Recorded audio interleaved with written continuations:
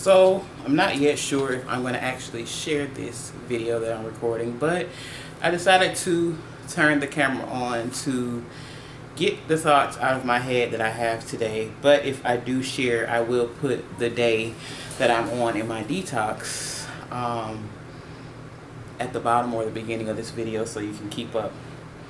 So I'm sitting here on my bed getting ready to go out.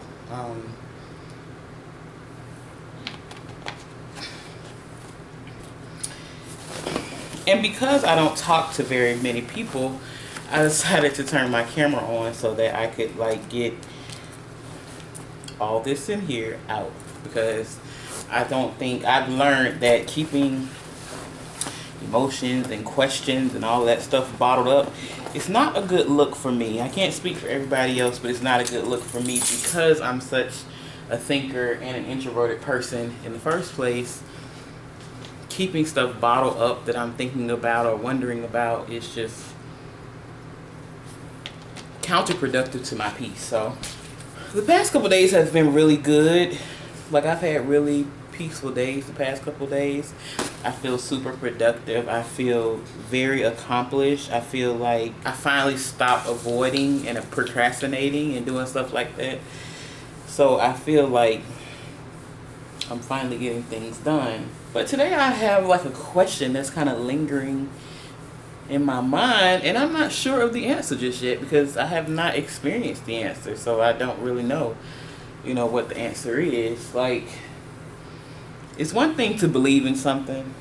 It's another thing to know something. Knowing goes beyond belief because knowing implies experience. Like, when you know something, you know it. Like, nobody can talk you out of it. Nobody can tell you otherwise because you've actually experienced this thing. So,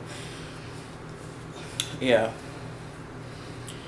So the question that I keep asking myself today is, can what you love to do really be profitable? Now, I know people are going to say, there are plenty of examples of that. You have people that are living out their wildest dreams. They're doing what they want to do and they're making profit from it and all this kind of stuff like that. I get that. I understand that. And I look to many of those people for inspiration. But I guess the core of that question is, can what I love to do, me personally, be profitable? Because I don't think I've seen that yet. I've been working for myself since 2013, and I can't see myself not working for myself. But I still make money off the things that I'm good at, not necessarily the things that I love. Does that make sense? Like, I'm a writer. I believe that's what I've been put here to do. There are certain types of writing that I like more than others. I wish that I could seclude myself and be off somewhere and write a whole bunch of fiction books, just as the characters that come into my mind. But then there's a more, what is the economic term?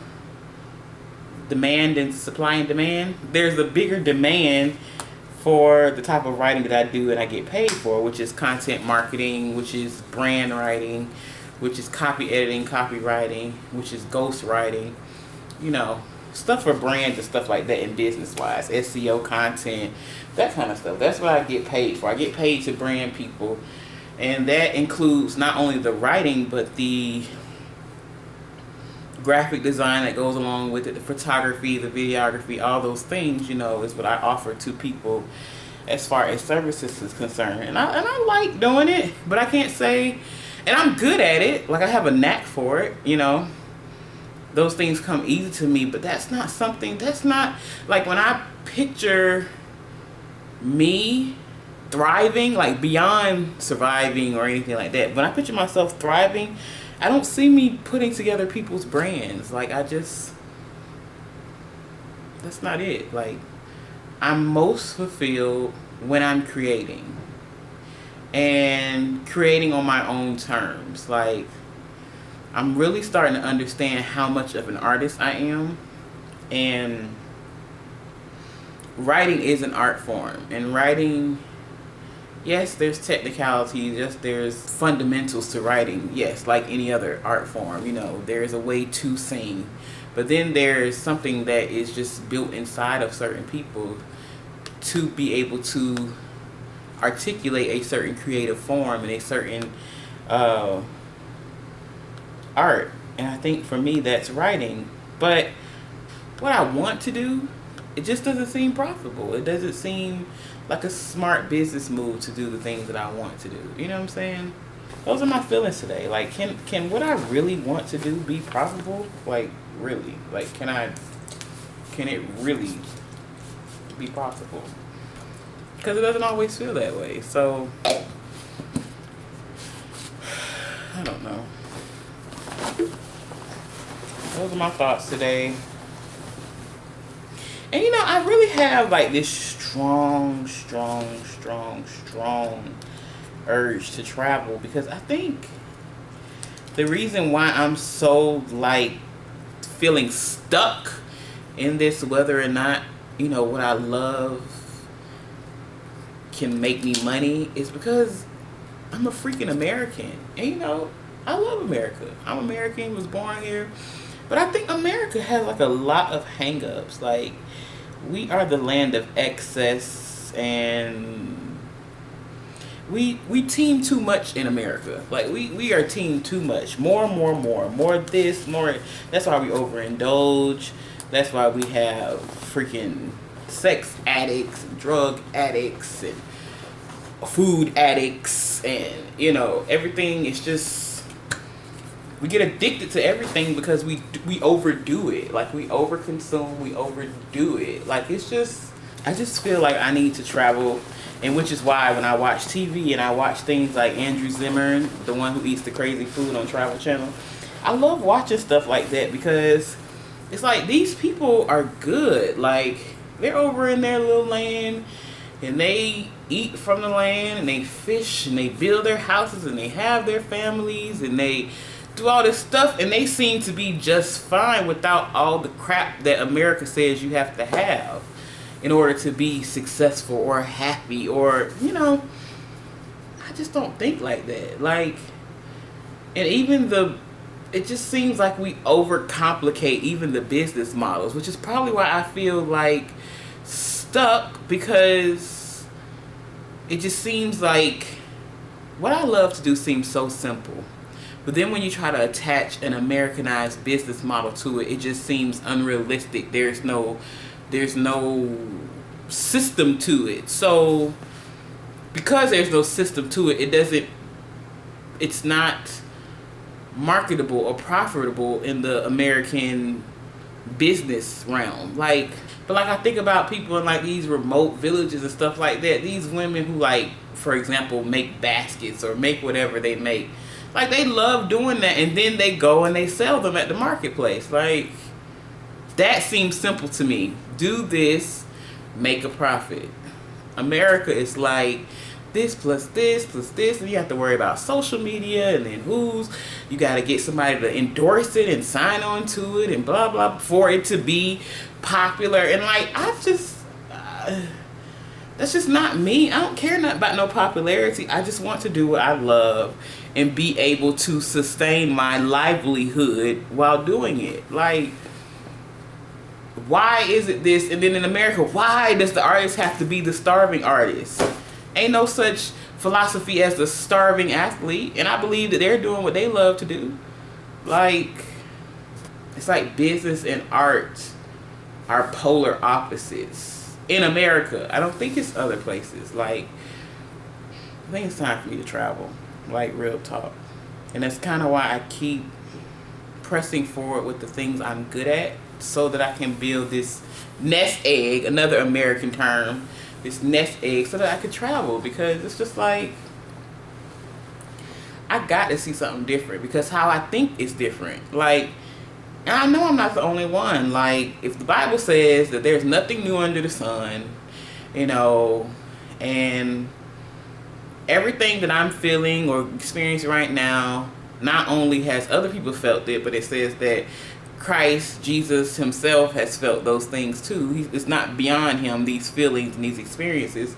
Then I know I'm not the only one. It's just like, but I need, like, I really crave, I need that model, like, where I am, and I'm in Atlanta, and people would think that creativity and, you know, avenues and outlets for creativity abound, and in many cases it does, but it's at a cost here.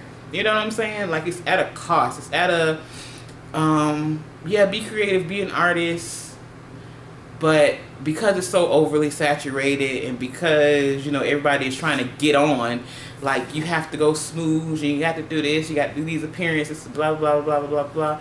And I'm, like I said, I'm an introvert. Like, that stuff is draining to me. I do not like small talk, because I like to make real connections with people, and I think most of the time small talk is a crock of BS. Hey, how's it going? What's it going? Here's my business card. Like, I could do without that in my life.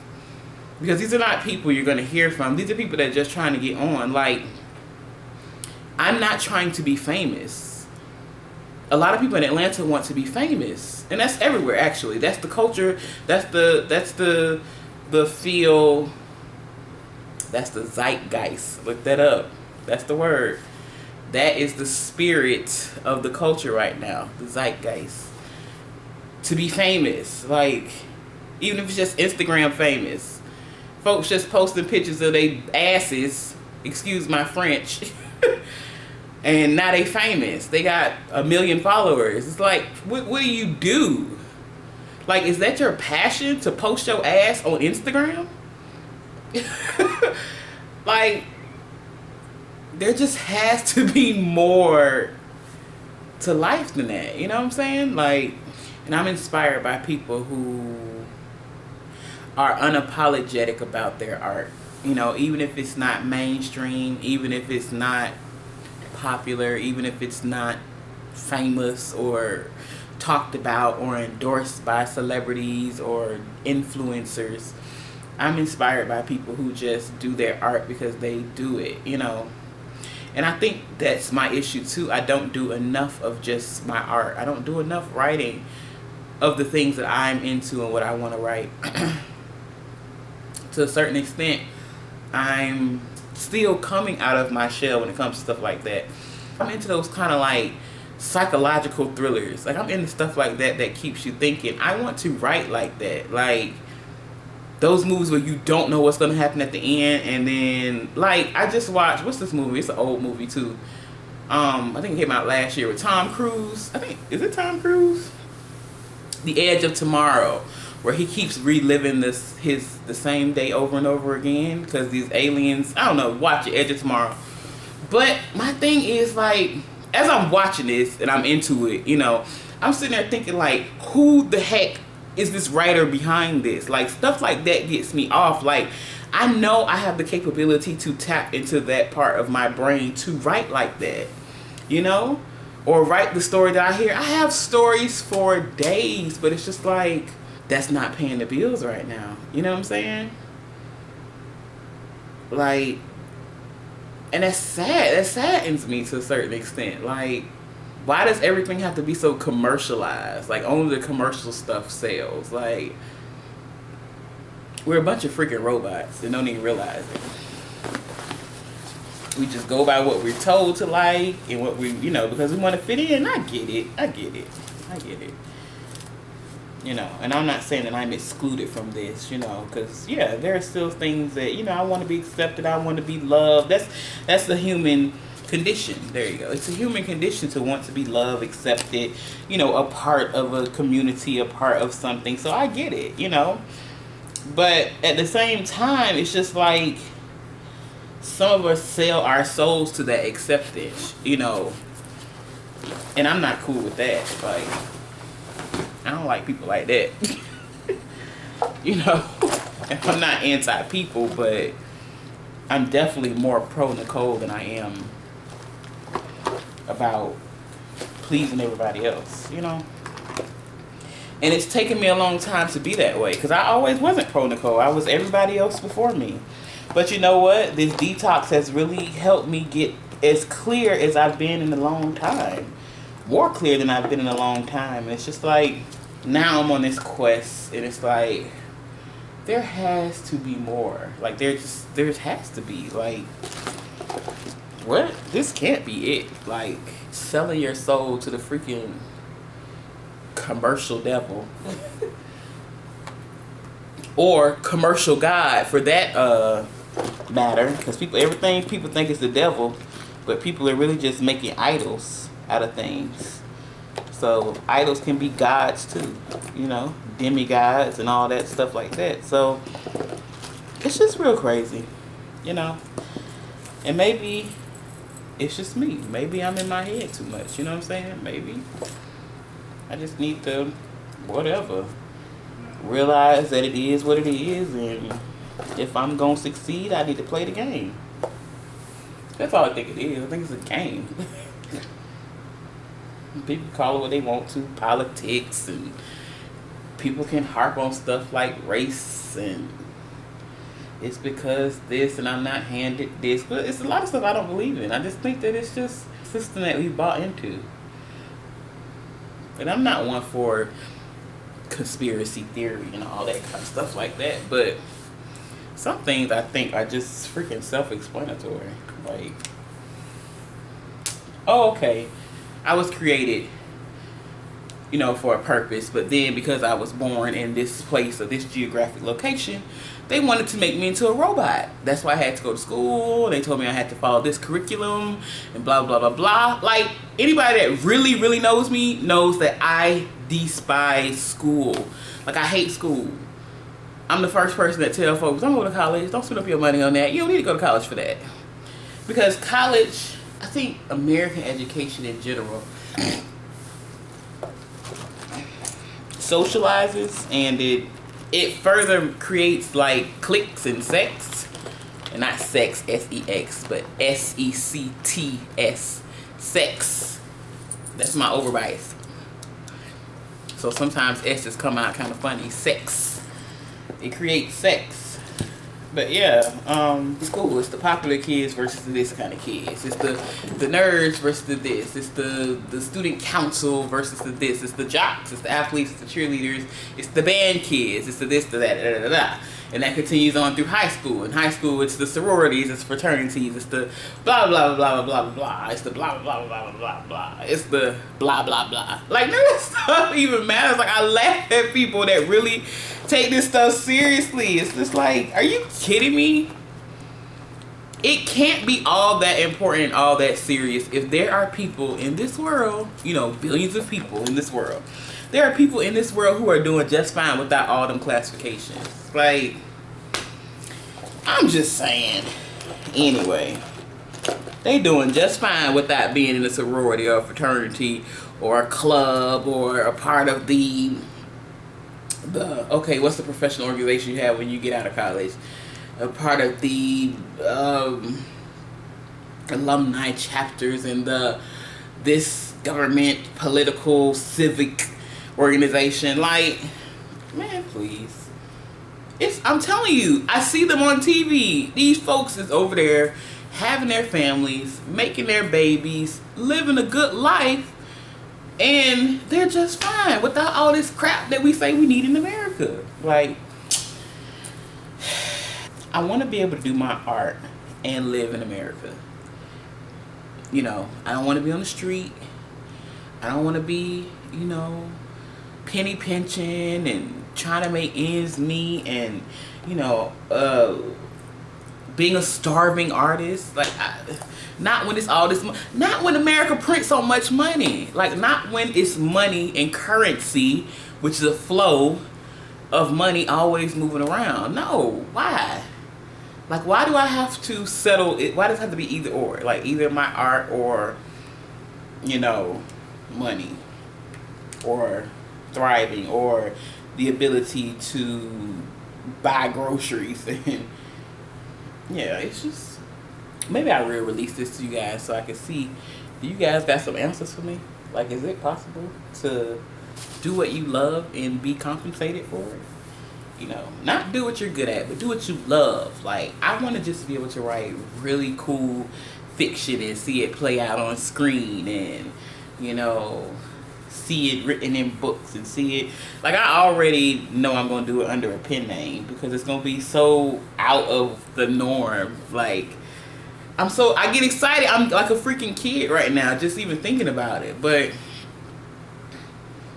right now I'm just doing what I'm good at because that pays the bills. So I don't share this kind of stuff with a lot of people, but I talk to a lot of people just to hear people's opinions on certain things and pick their brains. And a lot of people are just like, well, you gotta do what you gotta do. Like, why? Who said that? Where did that even come from? Why do I have to grind out now for this later? Same thing with religion. Why do I have to do all this stuff now for a later heaven? Why I can't have heaven right now? Why? Why I gotta be miserable now and then for heaven? Like, to me, now this is my concept. This is my concept, my understanding of things. Like, if heaven is such the bomb diggity, right? Because that's the way heaven, streets paved with gold, all that kind of stuff. Like, why is the ticket suffering? That doesn't make sense to me. Why do I have to be lowly and depressed and all this kind of stuff and hating my life and ready to commit suicide at any moment, stressed out, anxious, you know, all putting all my hope and my joy and my hope and dreams, aspirations into this future utopia? Why? Who said that? Why? I don't think that's what God wants for us. I know that's not what he wants for me. I can't speak for all of us, but how I understand God, I don't think he would have created us to then wait. You get what I'm saying? Just settle for less now, because the big things is gonna come soon. That don't make no sense to me. But anyway, again, these are just my thoughts. Had to get it out so that it's not boggled up inside of me. All right, y'all, I'm about to touch the road. Holla if you hear me.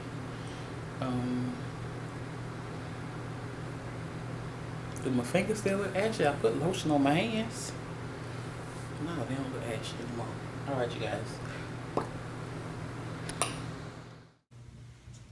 So that Zumba class was amazing. It was Aqua Zumba, and it was the first time I've ever done that, and I am definitely coming back. I'm sitting in the sauna right now.